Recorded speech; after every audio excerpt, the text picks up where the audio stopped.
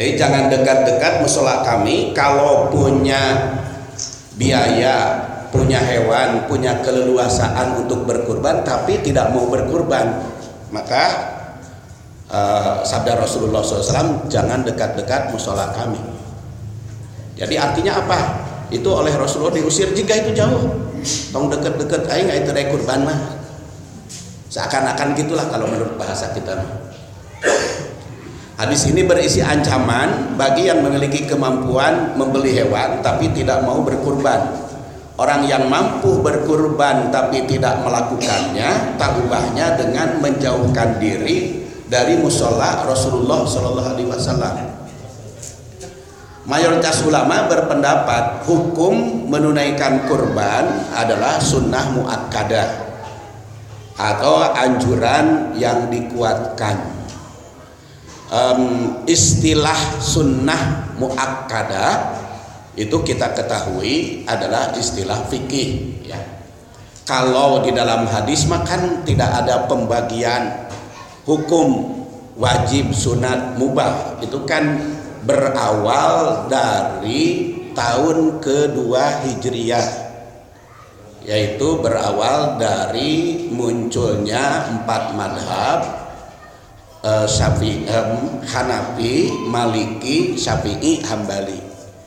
Dari zaman Rasulullah SAW sampai habis abad pertama itu tidak ditemukan istilah-istilah al-ahkamul khamsah, hukum 5 itu.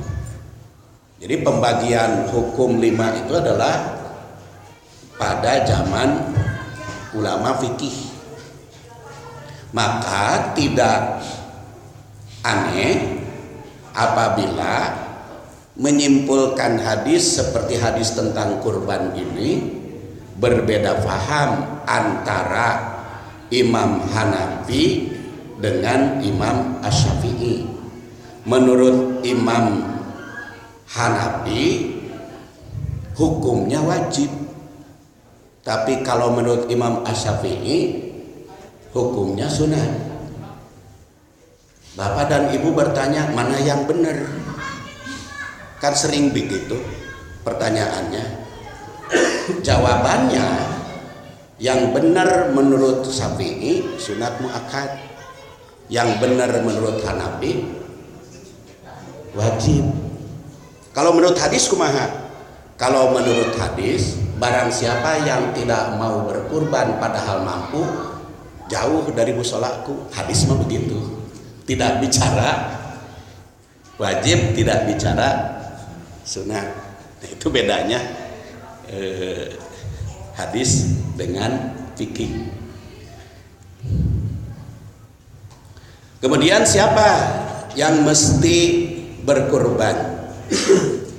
Rasulullah SAW bersabda, ya ayuhan nas ala kulli ahli baitin fi kulli amin udhiyah. Wahai manusia, ala kulli ahli baitin, diperintahkan. Ala itu biasanya kalau di dalam kalimat lain wajib gitu. Ala itu, tapi ya tadi di kalangan ulama berbeda, apakah ini ala te wajib ataukah sunat muakkad.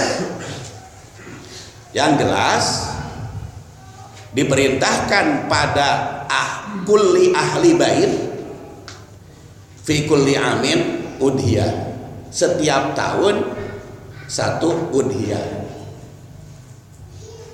Apa itu udhiyah? Udhiyah itu adalah kurban. Pengertiannya ada di bagian 1, bab 1. Dikatakan udhiyah itu berasal dari kata waktu duha, karena kurban adalah hewan yang disembelih pertama kali waktu duha setelah sholat id. Disebut kurban itu diambil dari istilah Al-Quran surat Al-Ma'idah, id qarraba kurbanan, yaitu Qabil dan Habil. Jadi mana ibu-ibu bapak-bapak mau menggunakan istilah udhiyah atau dhuhyah, atau mau menggunakan istilah kurban.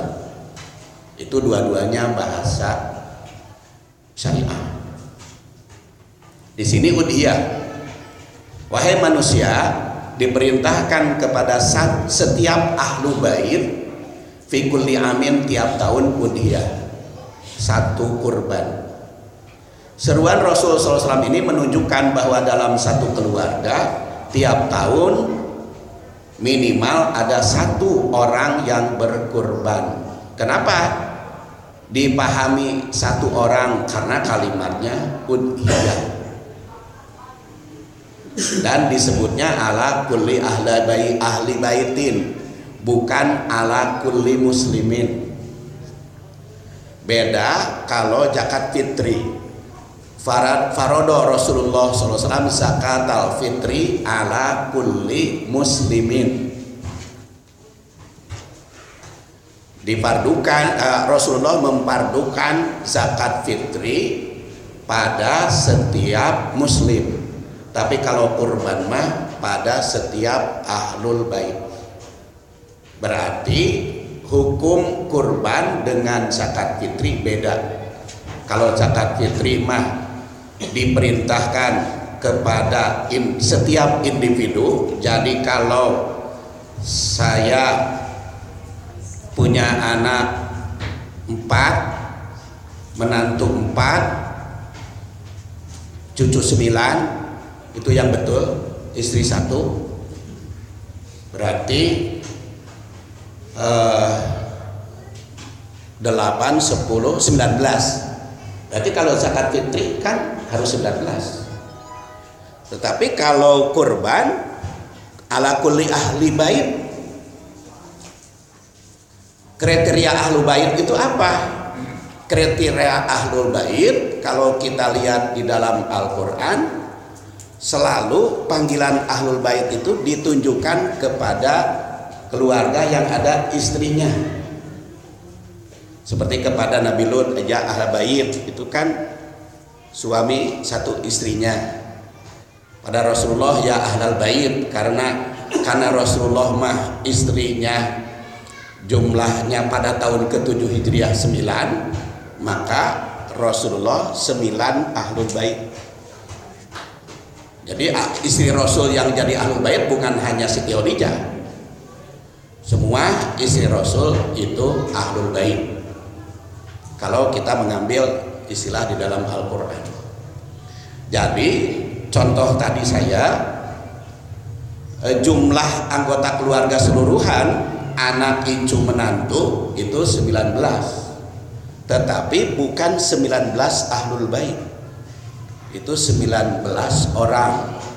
Ahlul baitnya adalah saya 1, berdua dengan istri karena di rumah tinggal 2-an. Kemudian anak saya yang cikal karena dia sudah beristri, anak kedua karena sudah bersuami, anak ketiga sudah bersuami, dan anak keempat sudah beristri. Jadi 5 ahlul bait. Nah, maka keluarga saya kurbannya 5 karena 5 ahlul bait, bukan 19. Itu berdasar ala kulli ahli baitin fi kulli amin udhiyah. Dan itu dipraktekkan oleh Rasulullah sebagaimana diriwayatkan dari Aisyah, doha Rasulullah sallallahu alaihi wasallam an ajwajihi bil baqar. Rasulullah SAW berkurban atas nama azwaj, istri-istrinya, dengan seekor sapi. Tapi di dalam hadis lain plus 2 ekor kambing. Kenapa? Karena pada tahun ke-7 istri Rasul 9.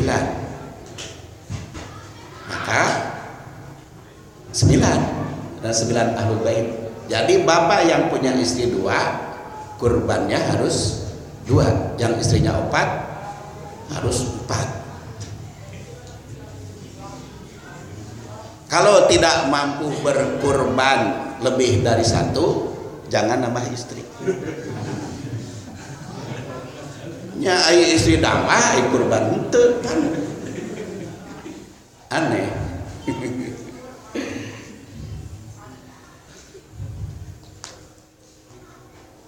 Itu siapa yang berkurban. Kemudian bolehkah kurban atas nama almarhum? Tidak diriwayatkan dari Rasul atau sahabatnya yang melakukan kurban atas nama yang meninggal.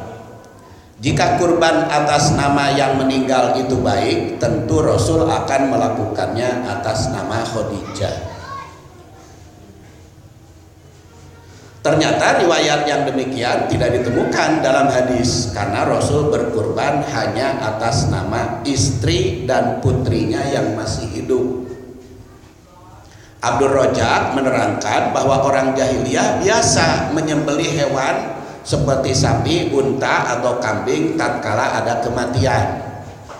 Rasul sebagaimana diriwayatkan Ma'mar bin Sabit dan Anas bin Malik menghapus kebiasaan jahiliyah tersebut dengan sabdanya la aqra fil Islam. Tidak ada sembelihan yang berkaitan dengan kematian di dalam syariat Islam. Jadi bagaimana hukumnya kurban atas nama almarhum? Jawabannya tidak ditemukan di zaman Rasul. Itu jawabannya. Boleh enggak? Jawabannya tidak ditemukan di zaman Rasul. Tong maksa. Kadang-kadang orang mau paksa bid'ah tuh. Dina hadisna ge teu nyebut bid'ah ngan tidak ditemukan zaman Rasul.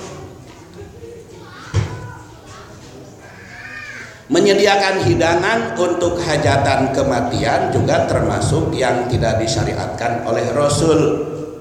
Dari Jarir bin Abdullah al-Bajali, kunna na'uddul ijtima ila ahlil mayyit wasoni atat to'am ba'da dabni minan niyahah. Kami sudah biasa menyediakan hidangan makan ijtima wasina ila ahlil mayyit.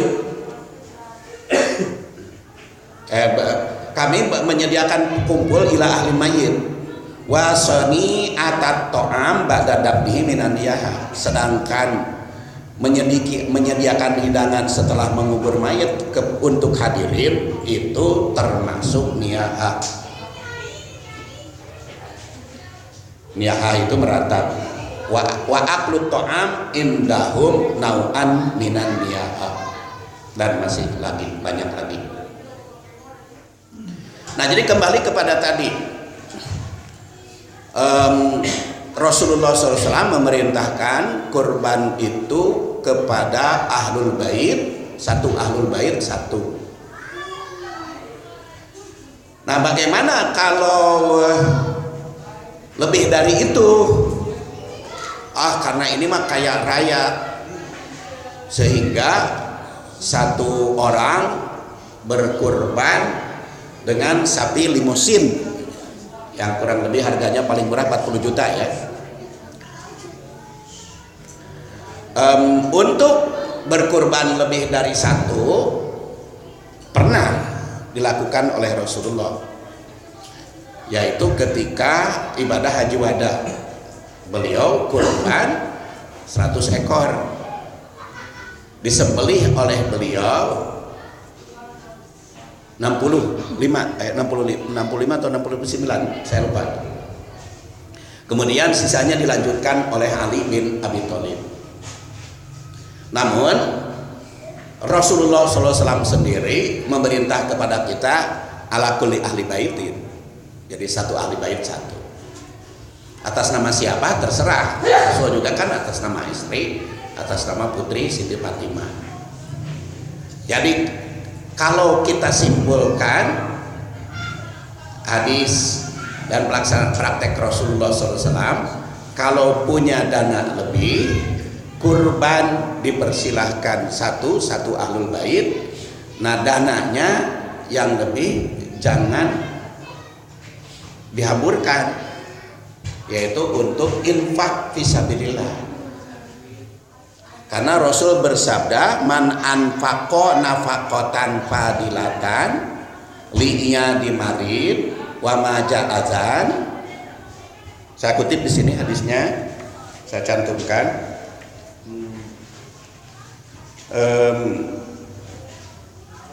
Falahu asru amsalihah.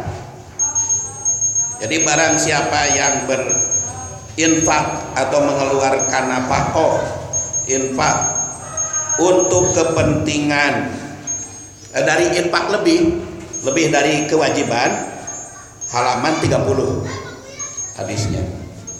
Man anfaqa nafaqatan fadilatan fi sabilillah fa bisab'i mi'atin. Barang siapa yang mengeluarkan infak dari harta lebih dari kewajiban untuk kepentingan di jalan Allah, maka nilainya 700.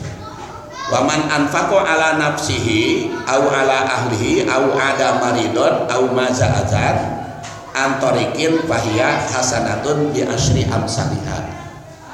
Barang siapa yang infak dari harta lebih itu untuk kepentingan diri, nafsihi, ini bisa dipahami sesama muslim, au ala ahli atau keluarga, au ada maridon, menengok orang sakit, au maza'atan, mengatasi kesulitan, fahiya hasanatun bi asyri amsalihah, itu nilainya 10 kali lipat.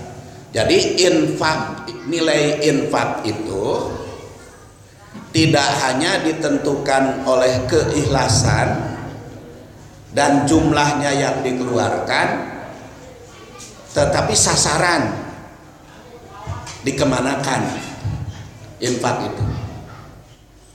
Sehingga kalau kita gabung hadis ini dengan ayat yang lain, nilai infak itu ada yang 10, ada yang 700, ada yang berlipat-lipat, tidak dihitung oleh tidak disebut jumlahnya. Yang 10 adalah infak yang sifatnya konsumsi, seperti di sini dicontohkan, membantu orang sakit, membagikan sembako, atau memberi kepada siapa saja. Itu 10 nilainya. Tetapi kalau untuk fisabilillah yang produktif, mengembangkan agama Allah, itu 700. Fisabilillah itu kan di jalan Allah, ya antara lain seperti untuk biaya penerbitan buku. Saya yakin itu fisabilillah, karena kan alat perang mah senjata, alat ngaji mah buku, kan? Itu fisabilillah, itu nilainya 700. Dan ada lagi infak untuk memberantas kemungkaran, yaitu itu mah kordon hasanan disebutnya, menanam saham. Itu mah berlipat-lipat, tidak disebut jumlahnya lebih banyak. Jadi nilai infak mah oleh bapak-bapak dan ibu harus dilihat, semakin banyak manfaat yang produktif, semakin tinggi nilainya. Itu dari lebih. Maksud saya begini, bukan berarti ya sekarang makan daging mah geus biasa dimakan ku orang kota. Udahlah, daripada dipakai kurban, lebih baik dipakai menerbitkan buku gitu, atau untuk majelis taklim, jadi kurbannya berhenti. Enggak, karena yang bernilai itu fadilatan, nafaqatan fadilatan, setelah memenuhi yang diperintahkan. Jadi kurban satu ahlul bait masih ada dana untuk fisabilillah, itu yang bernilai 700. Karena dalam hadis itu nafaqatan fadilatan. Kan karena infak fisabilillah mah 700 gitu untuk kepentingan perjuangan agama Allah, ya udah we atuh zakatna henteu geus karena infak pan tadina ge napakotan padilatan disebut 700 teh. Jadi sesa dari zakat, Pak. Di luar dari zakat, luar dari kurban, luar dari fidyah, nah fisabilillah jadi penuhi dulu yang wajib, penuhi dulu yang wajib. Ai zakat atuh sabaraha nilaina? Eta mah wajib mah teu kudu dihitung nilaina. Da ari wajib mah bukan urusan pahala bicarana, urusan siksa kalau tidak dilaksanakan gitu. Urusan siksa kalau tidak dilaksanakan ari zakat mah. Kalau tidak diberikan berarti makan harta orang. Sekarang mustahik hewan kurban. An Salamah bin Al-Aqwa qala Nabi sallallahu alaihi wasallam man doha minkum fala yusbihanna ba'da salisatin wa baqiya fi baitihi min syai'un falamma kana al-amul muqbil qalu ya Rasulullah naf'alu kama fa'alna amal madi qala kulu wa atimu wa dakhiru fa inna dalikal am kana bin nasi jahdun fa'aradtu an tu'inu fiha. Diriwayatkan dari Salamah bin Aqwa menerangkan Rasul bersabda, barang siapa yang berkurban di antaramu maka jangan disimpan melebihi 3 hari. Wa baqiya fi baitihi, tersimpan diawetkan di rumahnya sayun sedikit pun. Falamma kanal amul mukbil, tapi ketika tahun berikutnya, qalu sahabat itu bertanya, ya Rasulullah, naf'alu kama fa'alna amal madi, apakah hukum yang engkau sabdakan tahun yang lalu masih berlaku? Tidak boleh menyimpan daging kurban melebihi 3 hari. Qala, Rasul bersabda, kulu wa atimu wa dahiru. Sekarang mah silahkan makan olehmu, berikan kepada yang lain, wadahiru, dan simpan. Fa inna dalikal am kana binas jahdun fa aratu antu inu fiha. Jadi berdasar hadis ini mustahik kurban atau distribusi daging kurban, pertama konsumsi bersama yang berkurban dengan yang menghadirinya ketika berkurban. Kenapa saya memahami itu? Karena kulu, makanlah oleh kalian. Berarti yang berhak memanfaatkan daging kurban yang pertama kali adalah yang berkurban dan orang yang hadir ketika kurban. Itu yang paling berhak. Kemudian atimu, berikan pada yang lain. Atimu itu kan artinya bersedekah yang sifatnya konsumsi. Itu atimu, it'amut ta'am. Disedekahkan kepada yang mau menerima. Yang ketiga, wadahiru, disimpan sebagai persediaan makanan pada hari-hari berikutnya. Jadi Rasulullah SAW memansuh hukum yang telah ditetapkan tahun sebelumnya yang tidak boleh menyimpan. Jadi setelah hadis ini disabdakan, boleh menyimpan daging hewan kurban. Berapa lama? Tidak ada batas. Jadi di Arafah banyak, Masjid Arafah banyak yang berkurban. Sebagiannya direndam kuat 3 bulan ya. Direndam, didendeng atau di kornet bisa tahunan. Itu mana?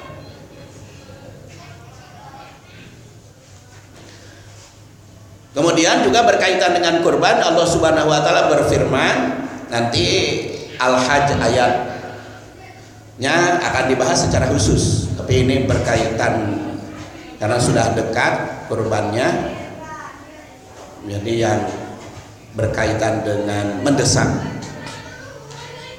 Fakulu minha wa atimul ba'isal fakir, makan sebagiannya, berikan sebagian kepada al-ba'is al-fakir, yang membutuhkan, yang menginginkan. Dalam Al-Hajj juga, wal budna ja'alna halakum min sya'airillah lakum fiha khair fadkurusmallah 'alaiha shawab fa idza wajabat junubuha fakulu minha wa atimul qani'a wal muktar kadzalika sakharnaha lakum la'allakum tashkurun. Ini ayat ini dibahas nanti tersendiri pada halaman 12. Jadi berdasar ayat ini daging kurban itu dimanfaatkan, pertama fakulu minha, konsumsi yang berkurban dan makan bersama di tempat kurban. Kenapa fakulu diterjemahkan makan bersama di tempat kurban? Dalam praktek Rasulullah SAW pada waktu ibadah haji wada tanggal 10 Dzulhijjah, beliau kan subuh-subuh dari Muzdalifah ke Mina, sampai di Mina jumroh Aqobah. Setelah jumroh Aqobah beliau bercukur. Setelah bercukur menyembelih kurban dan hadyu. Setelah itu oleh Rasulullah diperintahkan, hadisnya di bawah nanti, diperintahkan dari hewan itu diambil sebagian-sebagiannya, kemudian dimasak dan dimakan di situ rame-rame, botram. Jadi yang berhak menikmati hewan kurban yang pertama botram di tempat. Makanya saya sering bertanya-tanya kenapa panitia kurban kedah meser lauk, ikan, ayam segala ker panitia. Kenapa kita tidak disembelih aja lebih dulu, dimasak, jadi konsumsi di situ. Nah itu cina curak-curak, dan memang gitu di zaman Rasul. Saya pernah bertanya kepada salah satu masjid, kenapa kita harus menyediakan dana untuk konsumsi yang berkurban, membeli ayam, membeli ikan, nya bisi pajarkeun cenah narima kurban teh rek botram. Dan memang gitu. Jadi yang berkurban yang tidak ngumpul dalahar di situ. Sawareh dibagikeun, sawareh disimpen. Kedua, atimul qani'ah, yaitu yang merasa berkecukupan. Qani'ah kan bercukupan, jadi artinya yang bercukupan tuh siapanya? Sahawen hoyong daging. Makanya kalau distribusi hewan kurban mah berbeda dengan distribusi zakat. Kalau zakat mah sasarannya 8 asnaf. Kalau distri kurban mah yang penting banyak orang yang menikmati. Makanya kan di Bandung ini sama, saya kira daerah Bandung Bandung Indah Raya sama Riung Bandung sama saya kira, karena itu kan gak berdekatan. Itu kan di depan masjid itu ngantri itu.